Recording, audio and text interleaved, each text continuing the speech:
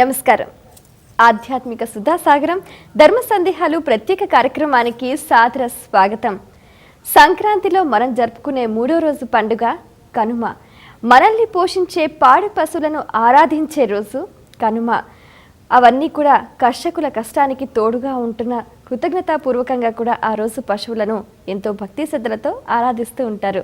అలాగే వాతావరణంలో ఏర్పడే మార్పులకు అనుగుణంగా శారీరక దృఢత్వానికి మినుములతో చేసిన పిండి వంటలతో పాటుగా కోడిపందాలు ఎడ్ల పందాలతో ఎంతో జోరుగా హుషారుగా జరుపుకునే ఆ పండుగలోని అంతరార్థాన్ని అలాగే ప్రేక్షకుల ధర్మ సందేహాలకు శాస్త్రీయ సమాధానాలు అందించడానికి మన ముందున్నారు ప్రముఖ ఆధ్యాత్మిక యాత్రికులు, మీ అందరికీ సుపరిచితులైన డాక్టర్ కాకనూరు సూర్యనారాయణ మూర్తి గారు.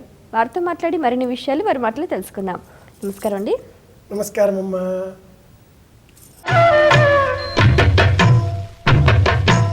మొదటి ఉత్తరం చూద్దామండి. అలాగే. శ్రీధర్ భువనగిరి నుంచి రాస్తున్నారు. కనుమ అంటే ఏమిటి?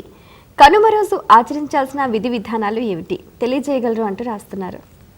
కనుమ ఊరికే కనుమ అంటే చూడుమా అని అర్థం. ఇటు చూడండి అని కూడా కనండి అని అంటూ ఉంటాం. కనుమ మార్గం అని అర్థం.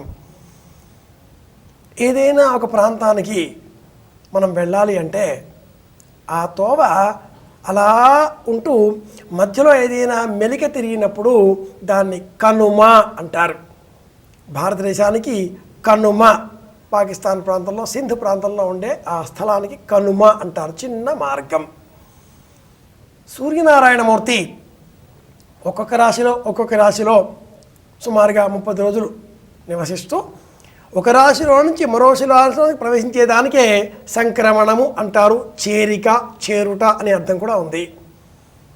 ఇలా ధనుస్సులో నుంచి మకర రాశిలోనికి సంచారం చేయడం ప్రారంభించే రోజు చేరికకు మకర సంక్రమణము అని అర్థం. ఇక్కడ కొత్త దారి ఏర్పడుతుంది. సంక్రాంతి రోజు సంక్రమణము చేరాడు. చేరిన పిమ్మట కనుమ, ఆ దారి కొత్త దారి కనుక సంక్రాంతి వరకు చేసే పండుగ ఒకటి, కనుమ రోజు నాటి నుంచి చేసే పండుగ కొత్తగా ఉండాలి అనే సంప్రదాయంతో ఈ పండుగకు కనుమ అని పేరు. ఒకటి చూడాలి, 2 కొత్త దారి.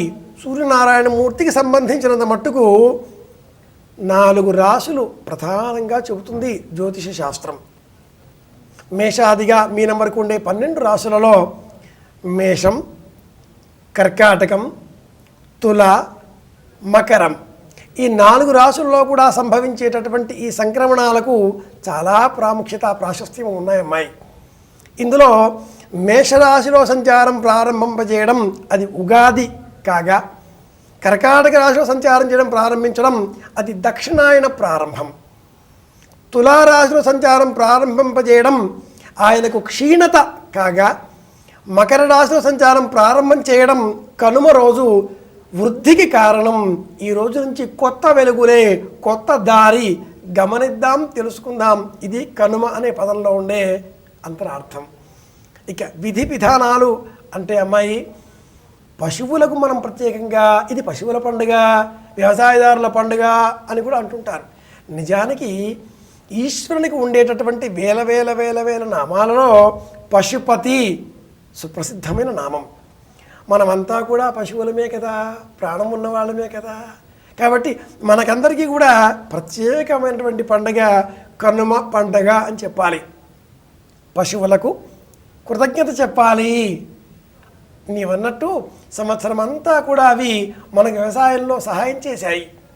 ఈ రోజైనా మనం వాటికి ధన్యవాదాలు చెప్పాలిగా.